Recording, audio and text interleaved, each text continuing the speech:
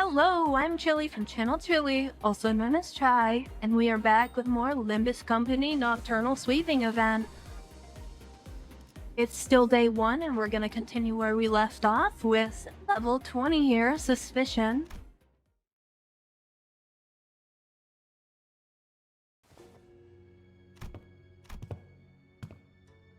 Everyone was busy looking around and commenting on various things in our lodging, but Sinclair appeared to be the most anxious of us all. Sinclair? Something in here stands out, like, imagine an ideal picture. Did you call? Aw, I missed that jokey song. That's not what I'm not, anyway.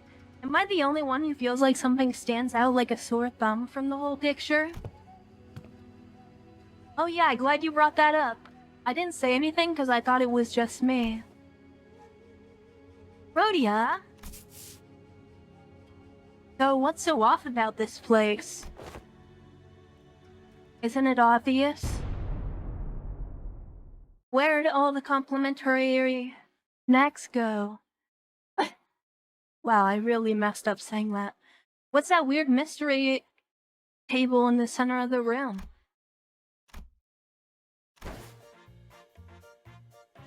That is kind of weird though. What's that table doing here? Its saturated colors are quite the pleasant sight to behold. So is it any better inside? What the hell is that hideous table? The kerfuffle sparked by the particularly unsightly piece of indoor furniture calmed somewhat once everyone made it inside the building. Of course, no one was able to discern the real purpose of that table yet. Every step on the floor leaves black residue on the shoes. Not only the floor, touching the walls leaves an unidentified black substance on one's fingers. Not to mention how the walls ripple in an odd fashion. What could possibly be the construction of the structure? Well, my guess is that the maintenance staff has been slacking. Maybe, but why is everything so neatly organized if that's the case? I've been to enough seedy establishments to tell when a place has gone a while without a tidy up. At least it appears that each room is furnished with a bed. While this is far from optimal, Executive Manager, we may be able to rest here. I guess they really didn't have the time to clean up. Yes, Shi-chun, the last person to walk in after taking our time to examine the area outside the lobby, stared blankly around the room with an aghast expression. I'm not even sure what to say to that ridiculous negligence. Then found her room after leaving a scathing remark. Ain't the first time we sauntered right into some shady business, innit? Let's just cross that bridge when we come to it, yeah? I guess. Anyone could tell that there was something definitely wrong about that guy. Some sinners, including Heathcliff, had already slumped to the floor, vociferously expressing their desire to rest with a collective sigh of exhaustion. Well, it is pretty weird, but at least we have a roof over our heads. In my case, Dante, perhaps this is a good time to announce the day's close of business. I've never made this announcement outside the bus before. Oh right, I hereby confirm today's close of business for the sinners. Understood, thank you kindly. Starting now, you will all be given a maximum of 12 hours to partake in sleep and rest. The duration is subject to change. Have a good night. As soon as she finished, the sinners each began to relax in their own ways, some stumbling into their rooms while others lingered to speculate over the bizarre table at the center of the room. They're really obsessed with this table, huh? Hey, for Otis, that is. Got something to say, Oda? Yes, Executive Manager. It's about our guide. King Tao. Oh, your new best friend from earlier? Seems like you guys were getting along pretty well. What? That is simply untrue. Did you not see the signal I gave you earlier? What signal? Oh, you mean when you nodded slightly in my direction? Indeed, that individual has an informational advantage over us when it comes to this locale. Regardless of how sound the accusations we came up with were, he would have been able to explain them away using his familiarity with the region. I thought as the party with an informational disadvantage, it would be wise to feign camaraderie and friendship with the individual, and go along with their plans while trying to dig out as much intel as possible. I seriously thought that suspicious guy totally won you over. Executive Manager, I've been doing this business for many years. How could you even imagine that I would be fooled by an amateur spy so overtly It's nothing. Otis's disappointment was palpable, and she stopped herself as though she remembered that there were more important matters at hand. While it's uncertain as to how long that individual will be accompanying us, it would be reasonable to speculate that he approached the LCCB with the explicit purpose of eliminating Hong Lu. Jia Bao Yu. I resent the fact that it was Pilot, that inexperienced greenhorn, who somehow conveniently came across this connection as another evidence supporting this suspicion. That's also true. Faust also has information to share. Faust joined the conversation after listening to us discuss for some time.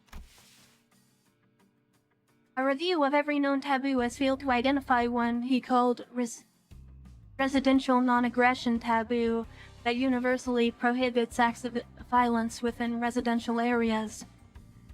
I was gonna say, her reaction of surprise when she heard him mention that taboo made me think that was something he just made up.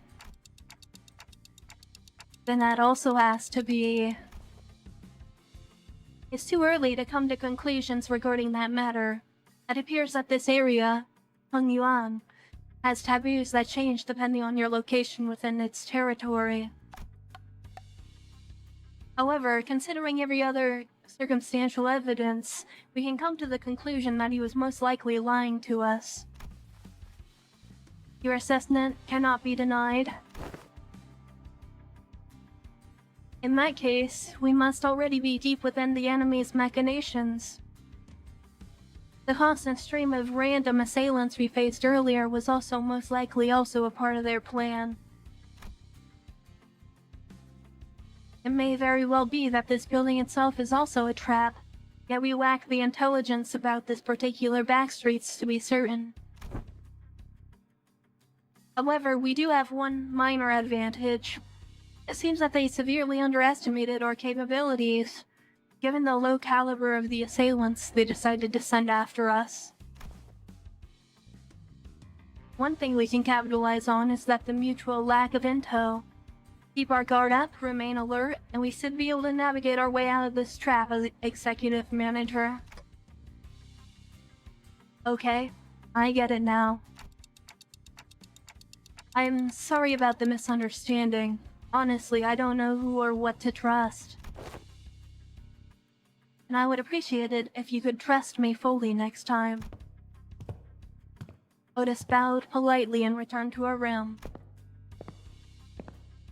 Gauss and I chatted a little more about King Tao and his plans. Our discussion ended without bearing much fruit. Okay, that one was at least not too long.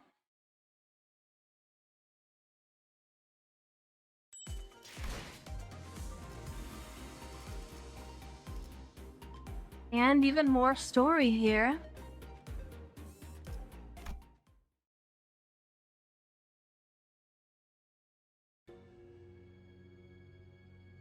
I realized that Hong Lu was missing as I was spending time chatting with the sinners. I didn't notice him going into his room.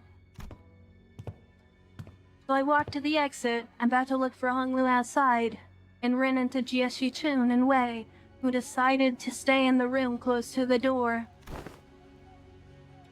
It's getting late. Where are you going alone without a guard? Oh, just looking for Hong Lu. Right, I can't understand what you're saying. Oh, right. When it comes to conversing without the sinners, I find that there are two types of people. The first type usually says whatever's on their mind without pausing for or caring to hear my reply.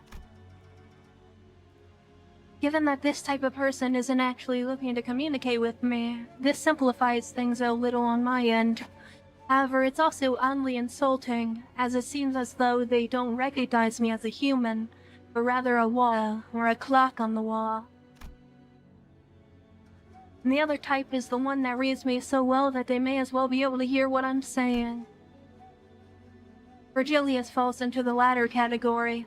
He recognizes the pitch of my tics and talks, reads my body language, or sometimes even claims to see my expressions like how Don Quixote does.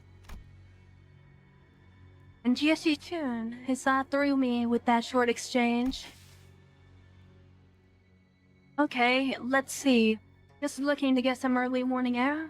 Or does your prosthetic head even have a respiratory function? Wouldn't I've guessed from the way it looks. Did not belong in either category. No, not really. I'm just looking for Hong Lu because I haven't seen him in a while. You're shaking your head, so no. Then are you not looking for something to eat? He's a new one, the type that tries to figure out what I'm saying without asking for help. My lady, would it not be wise to wake or find someone who may be able to translate? They would have done that themselves if there was something important. I'm kinda curious, though. What was that hand gesture you made when I first asked? You brought up your index fingers up to your cheeks. Well, Hong Lu's always smiling. So I thought maybe I could simulate a smile to convey that I'm looking for him. Perhaps it was an effort to express cuteness or beauty. What? No, I'm just trying to express a smiling face. Oh no, this isn't gonna be easy, is it? They're tick-tocking a lot more vigorously. Hey, I think you're onto something. This conversation was starting to veer in a completely unintended territory. After a bit of trial and error. I see, you're looking for my big brother, huh? We took some very roundabout ways, but I was eventually able to get her to understand what I was trying to say. Well, if he's who you're looking for, that's easy. You should be able to find him by the lounge back there. I doubt he got very far from there, if he even left. So that's what you're trying to so hard to communicate. Jie Chun was, strangely enough, disappointed and dispirited by my reply. I did have something to tell you too, but never mind. I feel like the mood's been ruined. Let's talk about this at another time. I was curious, but it would also take ages for me to ask how she's feeling, so I nodded to express my gratitude before heading to the back entrance. And found Hong Lu, gazing at the hazy scene out the opaque window. What are you doing here? People watching. There were some people stumbling through the streets outside. As I stared outside the window at the scene, Hong Lu seemed to sense what I was thinking and began. Are you worried for me, Dante? Well, yeah, it's your turn, Hong Lu. It really is. I'm back at H Corp, and everyone's talking about the family hierarch selection. But you don't have to worry about me at all. Because I did not wish for something from Limbus Company. Really? I'm not like you Song, I'm not hiding my true feelings. No one gave me a wonderful promise like they would help me recover my torn or broken wings. I joined only to have some new experience, that's all. But we do know that something's definitely going to happen, whatever it might be. Something that will shake you to your very core, even if you didn't wish for anything. Going through something like that could... Probably yes, but it's okay. I'm used to being led by the will of others anyway. No matter what happens here, I can't do this like everyone else. Because that's how it's always been. Whatever happens to me or those around me, I only... A loud, boisterous bellow suddenly cut Honglu off, even before he could finish his sentence. Boy, let go of me. Just listen to that sod talking and telling me I'm not supposed to get mad at that. Dang it, lower your voice. What are you guys doing back there? Gregor and Heathcliff, who were most likely hiding behind the entrance door, tumbled into view. I knew I shouldn't have come along with this guy. Couldn't you be patient for even a few minutes before bursting out of there? How long have you two been... listening? From the very start, of course. I thought he was finally making some sense at first, but what's that? That you're used to following others' will? I don't mean to irk you, Heathcliff. I'm only telling the truth. Bloody hell, I'm about to burst a vessel. Wait, buggy bloke, am I supposed to practice patience after listening to that drivel? I think I'm practicing plenty of patience despite you calling me buggy bloke out of nowhere, so yeah, you are. That's not what I... Finally, some silence. Anyway, sorry for listening in, fellas. I'll let you in on some big secret if you let this one slide, though. What's the secret? Gregor rubbed his arm awkwardly, as I stared at him in silence, then pointed at a pillar in an exaggerated motion. Guess who's hiding behind that pillar, miniature bud? With that, two familiar figures stumbled out into view from behind the pillar. How could you betray us like that, Gregor? E-W-A-H-A. Bad, weak, and highly annoying. Good night, snooze fest, she says. Huh? Did I get that wrong? I never said GNS. When did you get a FU? She looked at St. Clair with some interest before slicing open the ceiling above the entrance. And with an uncharacteristically wet noise for something cutting through a black ink-like substance dripped onto the floor, followed by Rhodia and Otis crashing down after it. GTFO. Didn't realize I had garnered such an audience for my story. Executive Manager, the sole reason I followed you out here was for the sake of protection, as I was concerned for your safety. I'm not like the others who would follow you merely to save their curiosities. Me? I was just bored. And shall we continue the conversation, Dante? Everyone back to your rooms now.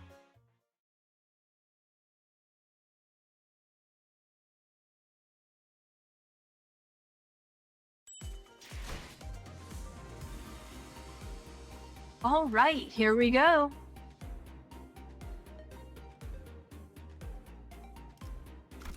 Let's see, there's still slash week, so we're doing a good job, I think.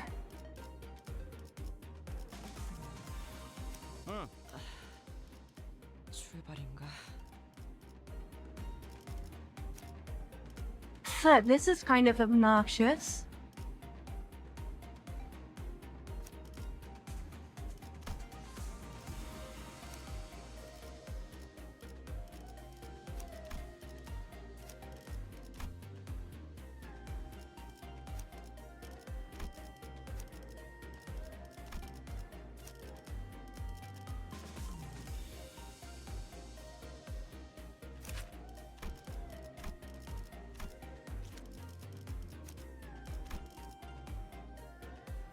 Maybe I can put something together like this?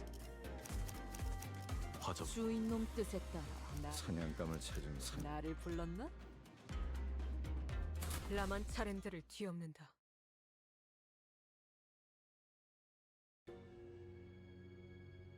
After that little kerfuffle,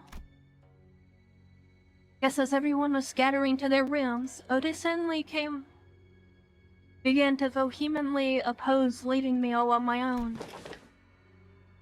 Are you absolutely certain, executive manager? Seriously, don't worry about it. I usually took the night watch on the bus anyway. That is true, however, we are currently in an uncharted territory for our team. We do not have much experience sleeping at a place where our safety is an absolute guarantee. Hey, we're literally right next door to them. It'll take less than 5 seconds for us to come over when something happens. You not know that every second matters in emergencies? Now, Babushka de Comp. Let's get you out of there. An oddly familiar sequence of events and words played out, and they eventually left my room, gently closing the door behind them.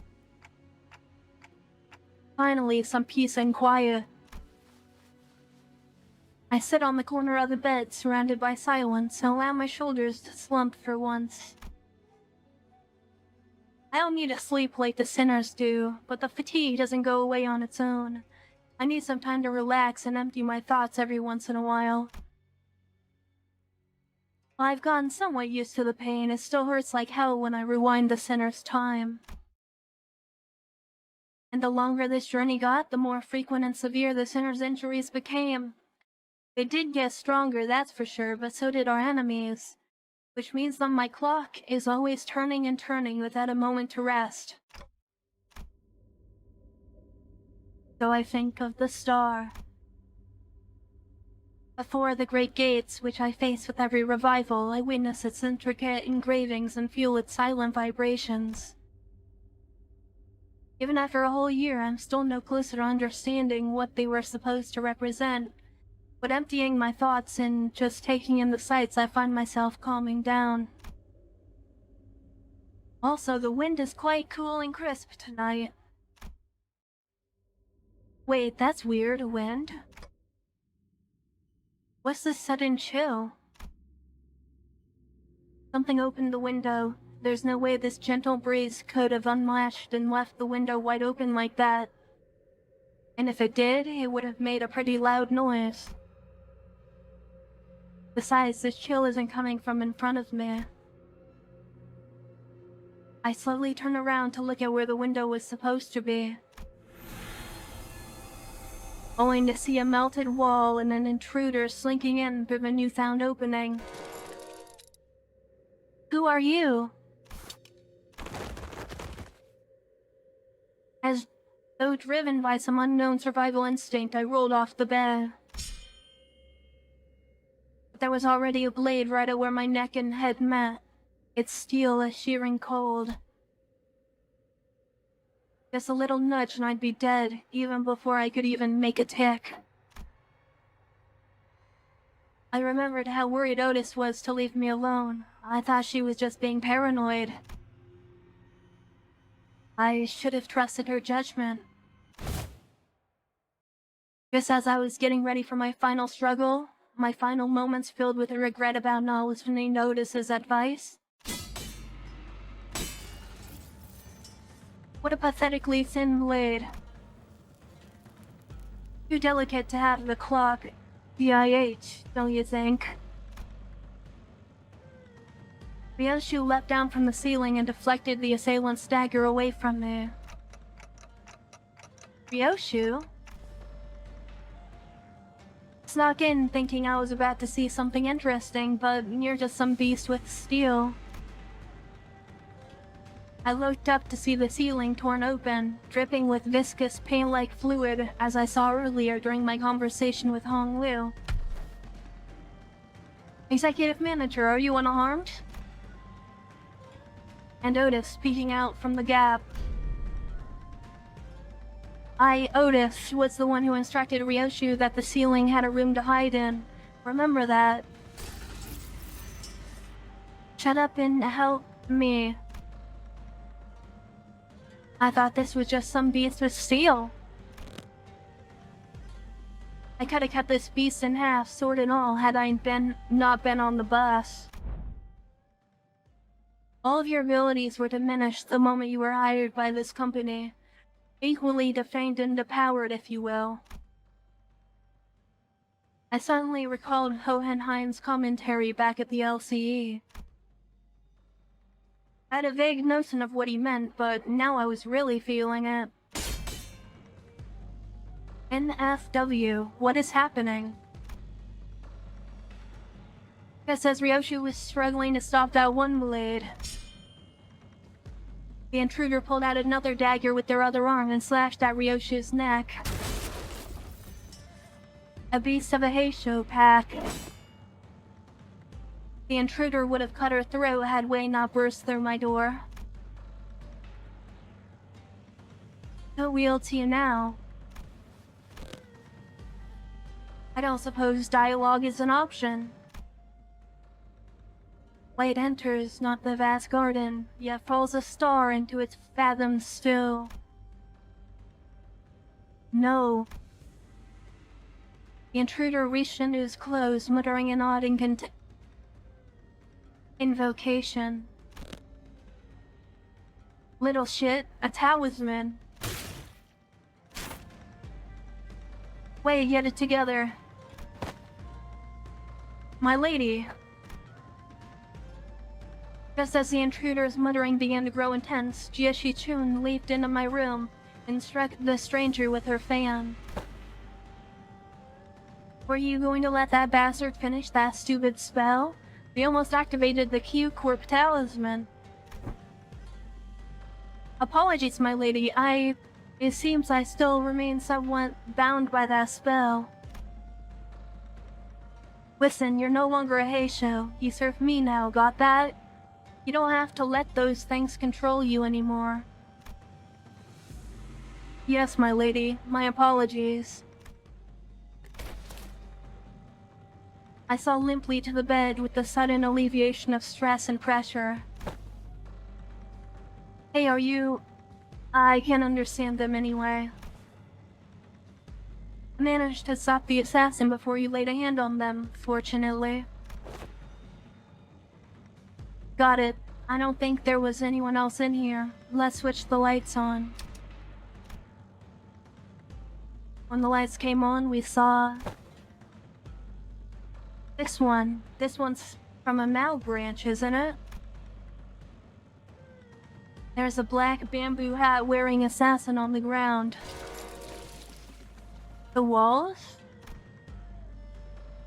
The walls that appeared solid before all went to sleep were now melting away as if they were a viscous fluid. There is something wrong with this building. I knew they must have done something to the building, but... How is a Heishou here? This whole operation's gotta be spearheaded by someone with real power. This isn't just an ambush from an overexcited family hierarch contestant. What I don't understand is, why the Mao branch? There are better Heishou branches to use if all they wanted was to cut off the clock's head. They must have had a different purpose, huh? Correct, this one is from the Mao branch of the Heishou Packs. which means more of them must have infiltrated this building. They're not at the scale of the Z branch. The Mao branch always moves in groups. Therefore, their goal must be to kill every guest staying in the Kazan, including you, my lady. Then, we gotta get moving. We can't let them surround us if we want to get a chance of surviving this. Dante! Sinners burst into my room, slamming the door open again. Cowards. Thank me later. If we don't move our asses, we're good as dead, Wei. Yes. We don't have the time to contact the main forces of our faction at the family mansion. You know what to do when we're at a numerical disadvantage, right? It will be done, my lady. Yeshichun and Wei immediately stormed out of the room as soon as they saw the sinners enter, as though they'd been waiting in here for my protection. Don Quixote and Gregor stood red-faced and on edge. Merceau was covered in battle wounds, and Otis wore an inscrutable expression. I stand before you in shame, to have to borrow the hands of another to protect the executive manager. No, I should have listened to what you said. Extrapolating from the pattern by which the walls have disintegrated, it is likely that they have utilized the identical means of infiltration for each sinner. Oh right, were you attacked by bamboo-hatted assailants too? Their ranks numbered many, Manager Esquire. Yet, for how many of them there were, they were unsettlingly quiet. Barely, we were almost... Not almost. I saw on the way here that some of us did get killed, impaled straight through the gut.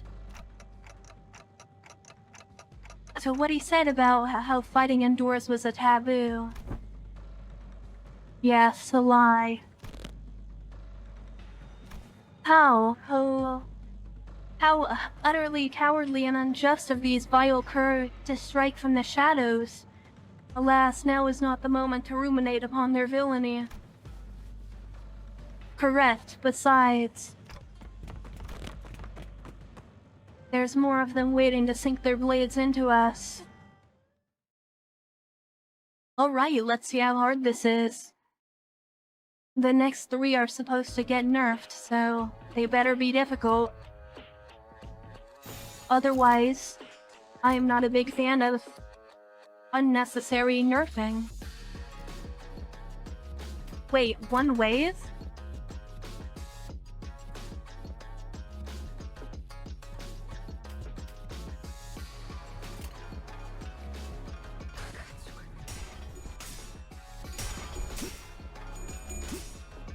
여기가 엽석이군. 6점.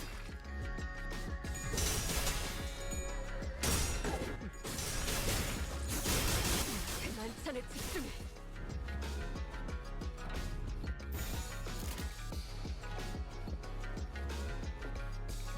전투 응대에 나선다. 기대해라.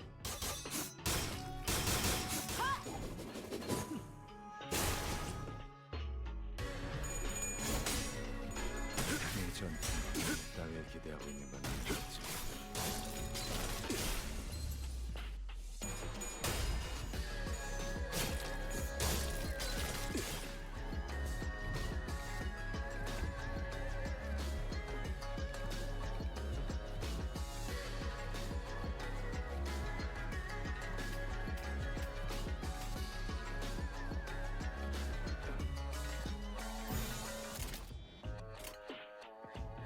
Honestly, this does not seem to be that difficult at all, honestly. 랜덤 사월을 건다. 나를 배우네. 만찬에 집중해.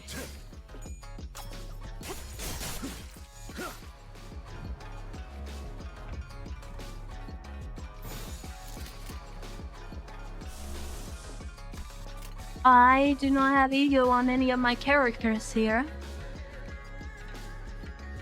랜덤 서울을 가족을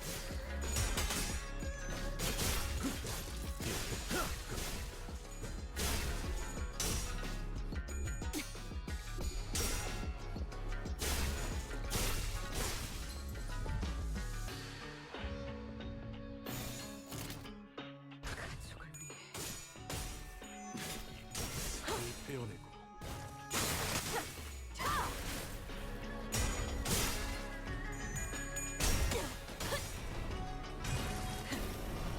꿰뚫려라.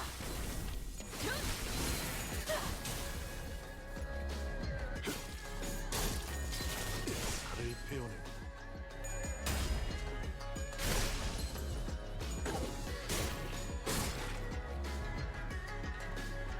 너희의 목이 이 혈투를 승리로 이끌. So they decided this needed a nerf? 겁나를 Because this is honestly not bad at all. 다리우스 소평을 칼치. 갈라지다. 쏟아내 따뜻. 유언을 갖다 쏟아내. 그대로 무너져라. Cause yeah, I just beat it in like 7 turns fairly easily.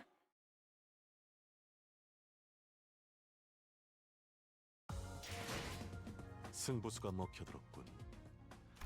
판세는 완벽히 우리에게 있었다. 정착지를 찾을 때까지 이 기세를 잃지 않기를. Excuse me. That is Ricardo. Bit of a spoiler there.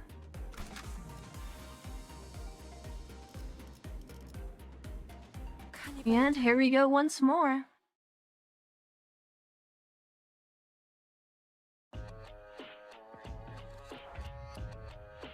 Oh, it's literally just the same thing. 전투응대에 나선다. 여기가 엽석이군.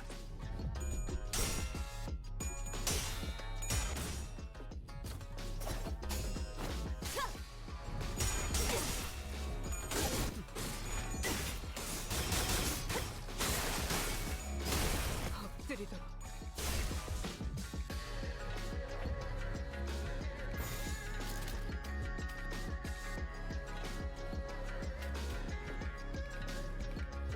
Oh, these are clashable counters. 전투응대에 나선다.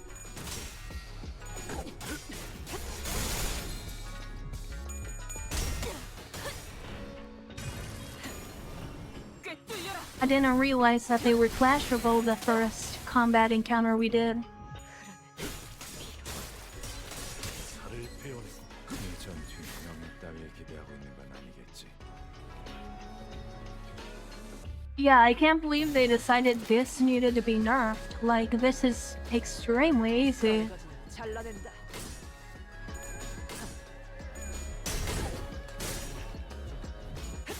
기도해라. 실밥이 터졌나? 육청 따뜻해.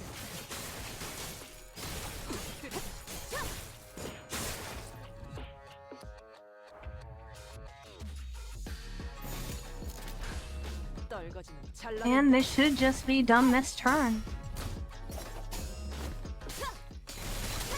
영원한 참으로 인도하지. 영원한 참으로 인도하지. 꿰뚫려라.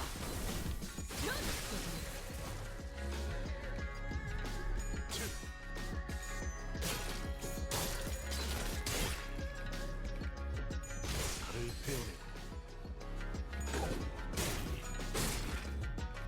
너희의 목이 이 혈투를 랜덤 승리로 이끌. 서울을 Almost did that one in 4 turns.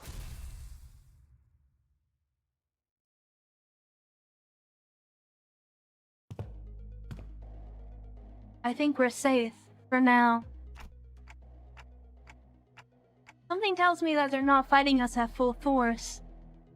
At least we've routed them, so hopefully that means something. Where'd Don Quixote go? Hark, for I am here. Don Quixote rushed in my room from the hallway outside. I'd gone to spy if the other sinners have suffered as we have. Verily, they were indeed targeted as well. Most defended themselves well against the curse and shall be here post-haste, yet not everyone survived, huh? Young Sinclair and Yisong, while it appeareth that they had risen and battled, they were caught unaware by our foes. 'Tis likely that their demise came soon after tripping over each other's foot. How embarrassing. And young Heathcliff, isn't that fellow a resident mob fight expert? How'd they get him? They didn't get me, mate. I'm good as new. Heathcliff? What's got you so gobsmacked, lass? I recall a blade piercing young Heathcliff in the back of the head. Didst thou turn the clock for him already, Manager Esquire? No, not yet anyway. Blimey. So that's what's this funny itch on the back of my... Heathcliff reached up to rub the back of his head, then crumbled to the floor mid-sentence. Heathcliff's not breathing anymore. He's dead. How did he even manage to walk all the way over here with a hole in his head? Young Heathcliff? The other sinners are starting to gather, Manager. As pathetic as this force may be, we cannot spare any hands at the moment, Executive Manager. We must also join the others as soon as possible and assist them. There are sounds of altercations coming from the lobby. Gotcha. The clock turns as it always does. Sometime later. Whoa, please, hold on a moment. You? I can still see some people inside the lobby, which was also in this bizarre process of melting away. Among them, I noticed Jie Chun clashing against a figure wearing a bamboo hat. Going on the offensive already, huh? How come a big shot in control of a Heishou Pack decided to come after small fries like us? And behind the bamboo, a hat-wearing assassin stood... I see that you have tracked me down, so certain of your own safety. But my master has already prepared countermeasures. There stood Qing Tao, our supposed collaborator who led us here, and Wei, who was threatening him with a sword. So you were behind this. Ah, it's you. I sussed out that you'd be planning something like this, but you lacked the patience to pull it off. You're quite observant. I thought I'd completely won you over.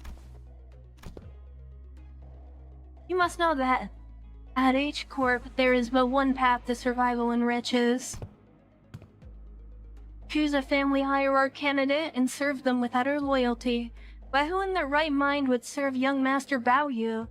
He who has grown up with no hardship. You who doesn't possess even a single speck of ambition.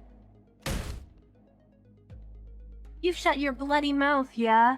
And you, rich boy. Boy, are you just gonna sit there and let that bloke talk shite to your face?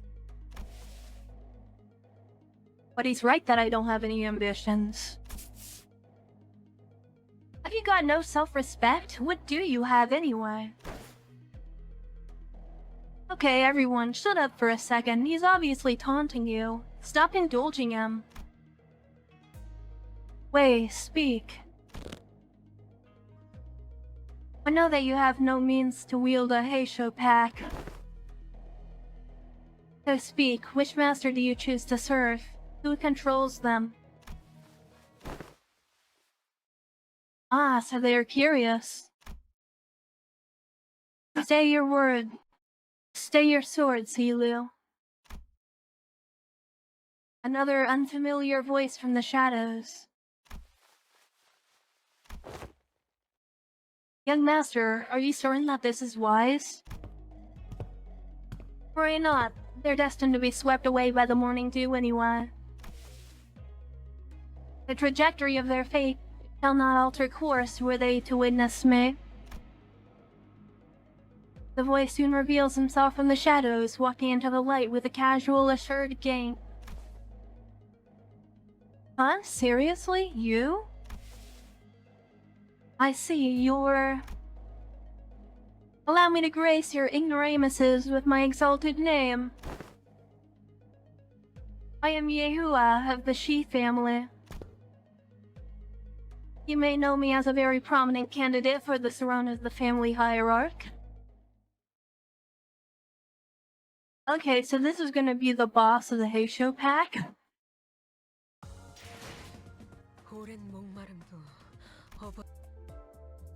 Due to the length of this video, I'm gonna have to cut it here.